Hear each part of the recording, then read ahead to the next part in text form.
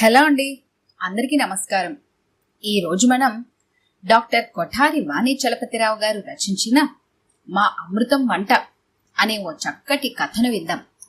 ఇక కథలోకి వెళ్దాం. నేను భోజన ప్రియుడిని, మా ఆవిడ పాకశాస్త్ర ప్రియురాలు. బాగుంది జోడి అనో, ఈ మొగుడుగాడు లక్కీ ఫెలో అనో మీరు అనుకుంటే పప్పులో కాలేసినట్టే లెక్క. ఎందుకంటే మా ఆవిడ పాకశాస్త్ర ప్రియురాలు అన్నాను గాని ప్రవీణురాలు అనలేదు గనక. సాధారణ వంటతో ప్రతిరోజు స్పెషల్ వంటకాలతో అడపాదడపా నా నోటికి చెయ్యని నేరానికి శిక్ష విధిస్తూ నా జిహ్వచాపల్యానికి ఏకంగా మరణదండనే విధించింది మా ఆవిడ. ఈ రోజు ఏం వంట చేసిందో, అది ఎలా తగలడిందో అని అనుకుంటూనే బితుకుమనుకుంటూ డైనింగ్ టేబుల్ ముందు కూర్చున్నాను. అప్పటికే 3 సార్లు ఫ్యాక్టరీ సైరన్ కూతలా త్వరగా రండి, వేడివేడిగా తిందాం, ఆలస్యం చేస్తే చల్లారిపోతాయి అని పిలిచింది మా ఆవిడ ఉరఫ్ అమృతం. వంట తిండికి సంబంధించిన విషయాల్లో వేడివేడిగా అనేది మా ఆవిడ రోజుకు 5-6 సార్లు వాడే ఊత పదం లాంటిది. కాఫీ చల్లారిపోతుంది, వేడివేడిగా తాగండి అంటుంది పొద్దున్నే. ఇడ్లీనో దోసనో ప్లేట్లో పెట్టి వేడివేడిగా తినండి, ఇలా ప్లేట్లో వేయగానే అలా చల్లారిపోతాయి అంటుంది బ్రేక్ఫాస్ట్ టైంలో. దోశ అయితే పెన్నం మీద నుంచి డైరెక్ట్ గా నోట్లోకి వెళ్ళిపోతేనే దాని రుచి నోటికి తగులుతుందట. ఇడ్లీ కూడా ఇలా కుక్కర్లో నుంచి అలా నోట్లోకి వెళ్ళిపోవాలట స్పీడ్గా. ఒకరోజు ఇలాగే ఉప్మా ప్లేట్లో పెట్టి తినండి త్వరగా అని తరుముతుంటే హడావిడిగా గబగబా స్పూన్ నోట్లో పెట్టుకొని అది అసలే పేస్ట్లా ఉండటంతో గమ్లా నోటికి అంటుకుపోయి హుస్ అని మ్యూజిక్ ఇస్తూ డాన్స్ కూడా చేశాను, కాలిన బాధతో విలవిల్లాడుతూ. దాంతో నోరంతా పొక్కిపోయి 5-6 రోజులు ఏమీ తినలేక అర్ధాకలితో కడుపు మార్చుకున్నాను. అలా ఆ ఒక్కరోజే కాదు, వేడివేడి అన్నంతో ఒకసారి, వేడివేడి సాంబార్తో మరోసారి, టమాటా సూపు, ఉల్లిపాయ పకోడీలతో ఇంకెన్నిసార్లో. ఇలా ఆల్మోస్ట్ ప్రతిరోజు నా మూతిని నాలుకను కాల్చుకుంటూనే ఉన్నాను. అందుకే మా ఆవిడ వంటంటే నాకు అదో రకం ఫోబియా. దినదిన గండం అంటే ఏమిటో ప్రత్యక్షంగా అనుభవిస్తున్నాను. దీనికి ఈ వంటల పిచ్చి ఏమిటో, దాంతో రోజుకో ప్రయోగం ఏమిటో, నా జిహ్వచాపల్యాన్ని పగబట్టి ఇలా ప్రతిరోజు కూనీ చేయడం ఏంటో నాకు అర్థం కాదు. డైనింగ్ రూమ్లో డిన్నర్ సెట్లు, గాజు గిన్నెలు, గ్లాసుల కోసమని అందరూ అలమరాలు చేయించుకుంటారు. కానీ మా అమృతం మాత్రం మాలతీ చందూర్ వంటలు, పిండి వంటలు పుస్తకం మొదలుకొని ఇప్పుడు లేటెస్ట్గా వచ్చిన అనేక వంటల పుస్తకాలు పెట్టుకోవడం కోసం ఓ అల్మరా ప్రత్యేకంగా చేయించుకుంది. సెక్షన్లు, పీనల్ కోడ్లు రిఫర్ చేసుకోవడానికి లాయర్లు ఇళ్లలో లా పుస్తకాలు ఎలా ఉంటాయో అలా ఎప్పటికప్పుడు ఏ వంటలో ఏ పదార్థాలు వేయాలో, వాటి పాళ్లు ఎంతో రిఫర్ చేసుకోవటానికి ఆ పుస్తకాలను అల్మరాలలో వరుసగా పేర్చి పెట్టిందన్నమాట. పై వరుసలో ఉన్న వాటిని చెక్కబల్ల వేసుకుని ఎక్కి మరీ తీసి మరీ రిఫర్ చేస్తుంది. ఇంత కష్టపడి అంత ఆసక్తిగా చేసిన వంటలు పోనీ రుచిగా అయినా ఉంటే తినటమే పనిగా 3 పదార్థాలు 6 రుచులు అన్నట్టుగా భుక్తాయాసంతో త్రేంచుతూ డైనింగ్ టేబుల్ ముందు నుంచి లేచేవాడిని. అంత అదృష్టమాయి జన్మకు. ఏంటి ఆలోచిస్తున్నారు, తినరేం వేడివేడిగా, చల్లారిపోతుంటే కనపట్టంలా అని మా ఆవిడ గదమటంతో ఈ లోకంలోకి వచ్చి ప్లేట్లోని నల్లరంగు పదార్థం వంక, ఎర్ర రంగుతో డేంజరస్ గా కనబడుతున్న మరో పదార్థం వంక భయంగా చూశాను. నల్లరంగు పదార్థాన్ని కాకరకాయ కూర అని, ఎర్ర రంగు పదార్థాన్ని దిట్టంగా కారం వేయబడిన దోసకాయ పప్పు అని, పక్కన గిన్నెలో పొగలు కక్కుతున్న నీళ్ళలాంటి ద్రవాన్ని చారు అని మా ఆవిడ చెబితే గాని నాకు అర్థమై చావలేదు. మా ఆవిడ భాషలో చెప్పాలంటే నాది మట్టిబుర్ర, రుచి పచీలేని చప్పటి జీవితం నాది. పాకశాస్త్రం చెప్పిన షడ్రుచులను ఒక్కదాన్ని ఒక్కరోజు మిస్ కానివ్వకుండా తన వంటలో ఉండేలా ప్రత్యేక శ్రద్ధ వహిస్తూ నాకు షడ్రసోపేతమైన భోజనం తినిపించ తలపెట్టే పతివ్రతామ తిలకమైన మా ఆవిడకు నేనలా కనిపించడం సహజమే. మరి ఇనప గుగ్గిళ్లు వండి పెట్టిన సతీ అనసూయ సాక్షాత్తు మా ఆవిడ రూపంలో మా ఇంటి వెలిసిందేమో అనుకుంటుంది. పాకశాస్త్రాన్ని పట్టుదలతో గట్టిగా చదివి సరికొత్త ప్రయోగాలను చేస్తున్న మా ఆవిడను చూస్తుంటే అలా అనిపించక తప్పదు. మరి నోరు మూసుకుని భోజనం చేస్తున్న నన్ను కాకరకాయ వేపుడు ఎలా ఉంది అని అడిగింది అమృతం.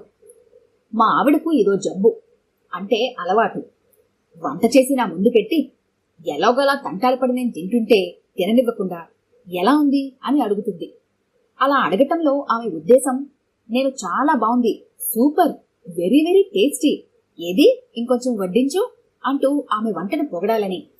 అది విని ఆమె పొంగిపోవాలని. బహుశా ఆడవాళ్ళందరూ వాళ్ళ భర్తల నుంచి ఇలానే ఆశిస్తారేమో. వాళ్ళు తెగ పొగడేస్తారు కాబోలు. కానీ నాకు మాత్రం వట్టిగా బాగుంది అనటానికి కూడా నోరు రాదు. తప్పనిసరి పరిస్థితిలో తల ఊపటమో మరేదోనో చేస్తాను. ఈరోజు అలానే చేస్తే, గంగిరెద్దులో ఏంటా తల ఊపటం, నోటుతో చెబితే నోటు ముత్యాలు రాలిపోతాయా అంది అమృతం. ముత్యాలు కాదు, నోటు నుంచి అన్నం ముద్ద జారిపోతుంది. సీరియస్గా తింటుంటే తిన్నవ్వే అన్నాను. సీరియస్గా అన్న మాటను నేను అర్థంలో అంటే ఆమె మరో అర్థంలో తీసుకుని తినండి తినండి అయితే ఇంకొంచెం వడ్డించుకోండి, సారీ ఫర్ ద డిస్టర్బెన్స్ అంటూ మరో గరిటెడు కంచంలో వడ్డించింది పట్టలేని ఆనందంతో. నా మౌనాన్ని ఆమె వ్యతిరేకార్థంలో కాక నానా అర్థాలుగా తీసుకుంటున్నట్టు ఆమె ముఖంలో మారుతున్న హావభావాలు నాకు చెప్పకనే చెప్పాయి. కాలకుట విషంలా ఉన్న కాకరకాయ కూర మా అమృతం కళ్లకు నా పాలిట అమృతంలా కనిపించింది. కళ్ల వెంట నీళ్లు తెప్పించే కారం మంటతో కూడుకుని ఉన్న ముక్క ఉడకన దోసకాయ పప్పు ఆమె కళ్లకు కమ్మని పదార్థంగా కనిపించింది. ఈ మాట ఎందుకన్నానంటే, వంట ఎప్పుడు చుర్రుమనే కారంతో హా హా అంటూ హాహాకారాలు చేస్తూ తినేలా ఉంటేనే అందులో కమ్మదనం ఉంటుందన్నది మా ఆవిడ నిశ్చితాభిప్రాయం. పులుపు అంతే ఉండాలంట. నాలుకను అంగిలి కానించి కళ్ళు మూసి వింత శబ్దాలు చేస్తూ పులుసన్నం తింటేనే మజానట. ఆ రోజు చారే అయినా అది పుల్లగానే ఉంది, చింతపండు ఎక్కువ వేయటంతో. పైగా వేడిచారు వేడివేడి చారు పోసుకోండి అంటూ వీరావేశంతో కంచంలో బదులు నా నెత్తి మీద పోస్తే అబ్బా అని నేను ఆర్తనాదం చేశాను ఇల్లెగిరిపోయేలా. నీ వేడివేడి పిచ్చి పాడుగాను, చంపుతున్నవే నీ వేడి వంటకాలతో. ఓ రోజు నా నోరు, మరో రోజు చెయ్యి కాల్చి అన్నాను కాలిన చెయ్యని ఉఫ్ ఉఫ్ మని ఊదుకుంటూ. చారు పోస్తున్న సమయానికి మిమ్మల్ని చెయ్యి అడ్డం పెట్టమని నేను చెప్పానా? ఆ మాత్రం చూసుకోనక్కర్లా? అయినా చెయ్యి కాలుతుందనో నాలుగు చుర్రుమంటుందనో వేడివేడిగా కారం కారంగా తినకుండా చల్లారిన చారుతో చప్పిడి పప్పుతో అన్నం తింటారా ఎవరైనా? అలాగైతే చారు బదులు ఇన్ని నీళ్లు పోసుకొని ఇంత ముద్దపప్పు వేసుకొని తినండి, అది మీకు సరిపోతుంది, నాకు శ్రమ తగ్గుతుంది. దేనికైనా పెట్టి పుట్టాలి. రుచిగా వండి వడ్డించే పెళ్ళాం దొరకటం నా అదృష్టం అనుకోకుండా ఉల్టా నా మీద రంకలేస్తారేంటి అంటూ నా నోరు ముయించింది అమృతం. నేతి బీరకాయలో నెయ్యిలా, పేరులో తప్ప వంటలో అమృతం లాంటి రుచి ఏనాడు ఏ కొసానా లేని తను అలా మాట్లాడుతుంటే ఇంక నేను ఏమనను? నోరు మూసుకొని అదే మౌనంగా పెట్టింది తిని బ్రతుకుండటానికి ఏదో ఒకటి తినక తప్పదు అని నిట్టూర్పులు విడుస్తూ జీవితాన్ని లాగించేయటం తప్ప. ఈ రోజు స్పెషల్స్ అని హోటల్ ముందు బోర్డు పెట్టినట్టు దాదాపు మా అమృతం కూడా ప్రతిరోజు ఏదో ఒక చిన్న చితక స్పెషల్ వంటకం చేస్తూనే ఉంటుంది. నిజంగానే అది అందరూ చేసేదానికన్నా స్పెషల్గా ఉంటుంది. ఈరోజు సేమియా పాయసం చేసింది. తక్కువ పాలతో ఎక్కువ ఉడికించడంతో సేమియా ఉప్మాలాగా ముద్ద కట్టుకుని పోయి బంకలా నోటికంతా అంటుకోవటం మొదలుపెట్టింది. వద్దు మొర్రో అంటే వినదు. తినండి తినండి అని చంపుతుంది. దీని భతిభక్తి కూలా. బోలెడు చేశాను, వేస్ట్ అయిపోతుంది, ఒట్టిగా పారేసుకుంటే ఏమొస్తుంది అని తను అన్నాక అప్పుడు తెలిసింది మరో కొత్త విషయం. వేస్ట్ అయిపోతుందని, బయట పారేయాల్సి వస్తుందని అనుకున్న పదార్థాలను కూడా బలవంతంగా నా పొట్టలో పోయిస్తుందని. ఇలా రోజుకు ఎన్ని పదార్థాలు నా పొట్టలో పడిపోతున్నాయో ఇదొక చెత్తకుండి అయిపోయింది ఈమె దృష్టిలో. రోషం ఠక్కున వచ్చింది లోనుంచి. ఇక నుంచి ఈవిడ ఏ గడ్డి పెడితే ఆ గడ్డిని అమాయకంగా తినేయకూడదు, చస్తే తినను అని నిరాహార దీక్ష చేయాలి అనుకున్నాను ఖచ్చితంగా. 2 రోజులు అలాగే చేశాను. 3వ రోజు కడుపు మండింది ఆకలితో. ఈ ప్రపంచంలో దైన్యాన్ని జయించగలం గాని ఆకలిని జయించలేమన్న నిజాన్ని అనుభవపూర్వకంగా తెలుసుకున్నాను. అదీకాక రోజు ఉండే ఇల్లు, వండిపెట్టే పెళ్ళాన్ని కాదని ఎక్కడికి వెళ్ళగలను? వెళ్ళినా ఎల్లకాలం నాకు తిండెవరు పెడతారు? అందుకే రాజీకి వచ్చి ఉన్నదాంతో అడ్జస్ట్ అయ్యి అర్ధాకలితో పొద్దుపుచ్చక తప్పలేదు నాకు. మా ఆవిడ వంట జగత్ప్రసిద్ధం కనుక సామాన్యంగా మా ఇంటికి అతిథులు ఎవరూ రారు. ఒకసారి తెలియక వచ్చినా ఇంకోసారి మాత్రం ఖచ్చితంగా రారు. ఆ రోజు మా మావయ్య మాత్రం ఆయన కర్మకాలి మా ఇంటికి అతిథిగా వచ్చాడు. నా గుండె పీచు పీచుమంది. మా ఆవిడ మాత్రం తన చేతి వంట తినడానికి ఓ శాల్తీ దొరికినందుకు తెగ ఆనందపడిపోయింది. రెచ్చిపోయి వంటలు చేసింది. రోజు 2-3 స్పెషల్స్. ఒక్కటైనా నోట్లో పెట్టుకోవటానికి వీలుగా ఉంటేనా? నిజానికి మా ఆవిడ వంట నైపుణ్యం వచ్చి రాగానే మా అతిథి దేవుడికి ఉదయం బ్రేక్ఫాస్ట్లోనే తెలిసిపోయింది. ఇడ్లీలు చల్లారిపోతాయి, త్వరగా టిఫిన్కి రండి బాబాయ్ గారు, వేడివిడిగా తిందురుగాని అంటూ మొదలుపెట్టింది. ఆయన స్నానం చేసి పంచి కట్టుకొని వచ్చి టేబుల్ ముందు కూర్చున్నాడు. మామయ్య కూడా నాలాగే భోజన ప్రియుడు కావటం, అందులోనూ అతిథి మర్యాదల తాలూకు హయ్యర్ ఎక్స్పెక్టేషన్స్ కూడా ఉన్నవాడు కావటంతో ఉబలాటంగానే వచ్చాడు ముందు. ప్లేట్లోని ఇడ్లీ ఒక్క ముక్క తుంపి నోట్లో పెట్టుకొని అబ్బా అని ఒక్క కేక పెట్టి పన్నును అరచేతులకు తీసుకొని చూసి బిక్కమొహం వేశాడు అప్పటికప్పుడు. ఏమైంది బాబాయ్ గారు? అయ్యో, పన్ను ఊడిందా? అంత వీకా మీ పళ్ళు? డాక్టర్కి చూపించుకొని పీకించుకోక అలాగే అట్టిపెట్టుకున్నారా? అంది మా ఆవిడ అసలు విషయం గ్రహించలేక. మా ఇంట్లో ఇడ్లీలు గట్టిగా రాళ్లల్లా ఉంటాయి. గట్టి పళ్ళకే గతి లేదు, ఇక ఊగుడు పళ్లకు గ్యారంటీ ఎవరిస్తారు? ఇడ్లీలు కాస్త గట్టిగా ఉన్నాయమ్మా అన్నారు మావయ్య మొహమాటానికి పోకుండా ఉన్న విషయం చెబుతూ. ఆ విమర్శను మా ఆవిడ ససేమిరా అంగీకరించలేదు, ఓవర్ కాన్ఫిడెన్స్తో. కొంచెం గట్టిగానే ఉండాలి బాబాయ్ గారు, అలా ఉంటేనే పర్ఫెక్ట్గా కుదిరినట్టు. మెత్తగా ఉంటే స్పాంజ్లా తయారై నోట్లో వేసుకోగానే గొంతులోకి వెళ్ళిపోయి ఇడ్లీ తిన్న ఫీలింగే రాదు అని అడ్డంగా వాదించింది. ఇంకేం మాట్లాడతాడా మహానుభావుడు? ఓ కప్పు కాఫీ ఇవ్వలేమ్మా, చాలు, ఇడ్లీలొద్దులే అని ప్లేటు పక్కకి జరిపి కూర్చున్నాడు. అది చూసి అమాయకుడు కాఫీతోనైనా కడుపు నింపుకుందాం అనుకుంటున్నాడు అని నాలో నేనే ముసిముసి నవ్వులు నవ్వుకున్నాను. కాఫీ వచ్చింది. షుగరు పాలు రెండూ సరిపోని ఆ కాఫీ కటిక చేదుగా ఉంటుందని తెలుసు నాకు. అదేమంటే కాఫీ అలా స్ట్రాంగ్గా ఉంటేనే బాగుంటుందని వాదించి తన మాటే నెగ్గించుకుంటుంది నా అమృతం. ఆ విషయం బాగా తెలిసిన నేను, అప్పుడే కొత్తగా తెలుసుకున్న మావయ్య ఇద్దరం మళ్ళీ నోర్లెత్తితే ఒట్టు. మా ఆవిడ వంట గురించి అప్పటికే అర్థమైపోయిన మావయ్య ఈ ఇంట్లో ఈ అర్భకుడు ఇంకా ప్రాణాలతో ఎలా ఉన్నాడు అన్నట్టు జాలిగా నా వంక చూడబోయి అప్పుడే సీరియస్గా నేను ఇడ్లీ తింటున్న తీరు చూసి దంగైపోయాడు. ప్లేట్లో పెట్టిన 2 ఇడ్లీలను 5 వేళ్లు అరచేయితో ఒక పట్టుపట్టి గట్టిగా పిసికేసి అందులో ఓ పెద్ద గిన్నెడు సాంబారు పోసేసి మునివేళ్లతో జుర్రుకొని తింటున్న నా తిండి తీరు చూశాక గాని మా ఆవిడ చేతి వంట తింటూ నేనింకా క్షేమంగా ఎలా ఉన్నానో ఆయనకు బోధపడలేదు. అది బోధపడ్డాక మరి మా ఆవిడ కూడా ఇలాగే తిని బతుకుతుందా అన్న సందేహం కూడా ఆయనకు వచ్చి ఉంటుంది. ఎందుకంటే ఆవిడ తినేది కూడా అదే తిండి కదా. కాకిపిల్ల కాకికి ముద్దు. ఎందుకు, ఎలా అంటే ఏం చెబుతాం? మాతృప్రేమ. మా ఆవిడకు తను వండే వంటల మీద అలాంటి వాత్సల్యమే. ఆయన సందేహానికి సమాధానం ఎలాగూ లేదు గనక నివృత్తి చేయాల్సిన అవసరం ఏముందిలే అనుకుని ఏదో మాటల్లో పెట్టడం కోసం నేనే అన్నాను, మా ఆవిడ పేరు అమృతం, ఆమె వంట మరింత అమృతం అని ఈ పాటికే నీకు తెలిసిపోయి ఉంటుంది కదూ మావయ్య. మా అత్తగారి చేతి వంట నువ్వు తినలేదు గాని పెళ్ళైన కొత్తలో నేను 4-5 సార్లు తిన్నాను. అమ్మో, అఖండురాలామే. ఇనుప గుండ్లను కూడా గుగ్గిలిగా వండగల దిట్ట. గింజలు ఉండగా ఇనుప గుండ్లను ఎందుకు వండటం అని అడక్కు. అదో టైపు, అదో స్పెషల్ వంటకం అని నేను అంటుంటే చెవులు ఒప్పగించుకొని విన్నాడు మావయ్య ఆసక్తిగా, ఆశ్చర్యంగా.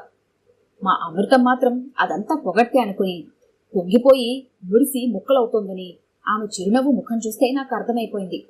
అతిథి మర్యాదలో భాగంగా లంచ్లో మా ఆవిడ మావయ్య కోసమని ప్రత్యేకంగా మిరపకాయ బజ్జీలు, సగ్గుబియ్యం పరమాన్నం చేసింది. కారం కారంగా వేడివేడిగా వడ్డించి వెంటనే తినమని ఆయన్ని అదే పనిగా వేధించింది. అసలే మిరపకాయ బజ్జీల నసాలానికంటే కారం మంటతో రొప్పుతూ అవస్థపడుతున్న మావయ్య నోటికి పొగలు చిమ్ముతున్న పరమాన్నం వేడి తగలగానే మంట మీద మంట పెడబొబ్బలు పెట్టేలా చేసింది. దాంతో సంచి చేత పట్టుకుని నాకు అర్జెంటు పనుందిరా, వెళ్ళాలి అంటూ పరుగులంకించుకున్నాడు. సాయంత్రం స్నాక్లా తింటారని తపాలా చక్కలు చేశాను బాబాయ్ గారు, ఓ 2 ఇవైనా తిని వెళ్ళండి అని చేతిలో ప్లేట్తో సహా ఆయన వెంట పడింది అమృతం. అమ్మో, తపాలా చక్కలే వద్దు, నీకు పుణ్యం ఉంటుంది, వద్దమ్మా అని పెద్దగా అరుస్తూ నోట్లో మిగిలిన ఆ 4 పళ్ళను ఉన్నాయా లేదా అన్న అనుమానంతో బుగ్గలు నొక్కుకొని తడిమి చూసుకుంటూ ఇంటి బాట పట్టాడు మావయ్య. దొరికిన ఒక్క బకరా తప్పించుకొని అలా పరిగెత్తడంతో బోలెడి నిరాశపడిపోయింది మా ఆవిడ. నేను మాత్రం బ్రతుకు జీవుడా అని చిన్నవాడినైనా పెద్ద మనసుతో మావయ్యను దీవించాను. ఇంట గెలిచి రచ్చగెలువు అన్నది ఓ సామెత. అపూర్వము అద్భుతము అయిన తన వంటతో ఇంట గెలిచానని అనుకుంటున్న మా ఆవిడ ఇప్పుడు రచ్చగెలిచే ప్రయత్నంలో ఉందని ఆ రోజు మా వంటింట్లో మా ఆవిడ దృశ్య వాగ్రూపాలతో నా కళ్లకు కట్టించిన ఓ సీన్ చెప్పకనే చెప్పింది. ఆ సాయంత్రం నేను ఆఫీస్ నుంచి ఇంటికొచ్చేసరికి మా వంటగదిలో నుంచి నేతి తీపి వాసనలు వీధి గుమ్మంలో నుంచే లోపలికి వస్తున్న నా ముక్కు పుటాలను తాకాయి. బోలెడు పంచదార నెయ్యి పోసి ఇదేదో భారీ వంటకం వండుతున్నట్టుంది. దీని వంటల పిచ్చితో ఆల్రెడీ నేను అప్పులు పాలయ్యాను. ఇంకా జోలే పట్టడం ఒక్కటే మిగిలింది అనుకుంటూ లోపలికెళ్ళి కిచెన్లోకి తొంగి చూశాను. పెళ్లికో పేరంటానికో వండుతున్నట్టు అధిక సంఖ్యలో పేపర్ మీద పరిచిన అప్పుడే వండిన అరిసెలు గుండె జల్లుమనేలా నా కంట పడ్డాయి. మూకుడిలో ఉడికేవి ఇంకా ఉడుకుతూనే ఉన్నాయి. వచ్చారా? మీరెప్పుడొస్తారా? అరిసెలు ఎప్పుడు రుచి చూస్తారా అని ఎదురుచూస్తున్నాను. మా అమ్మకు అరిసెలు మెత్తగా ఉంటే ఇష్టం, నాకు క్రిస్పీగా ఉంటే ఇష్టం. ఎలా ఉన్నా దేని రుచి దానిదే. ఎలా ఉందో తిని చెప్పండి అంటూ చేస్తున్న పని వదిలేసి లేచి వచ్చి నేను ఎక్కడ వద్దంటానో అని బలవంతంగా ఓ అరిసె నా నోటికి అందించింది. అది అటు మెత్తగాను ఇటు క్రిస్పీగాను లేక లాక్కొని పీక్కొని తినవలసి రావటంతో దవడలు నొప్పి పెట్టాయి. పైగా నోరంతా డాల్డా కంపు. ఎలా ఉన్నాయి?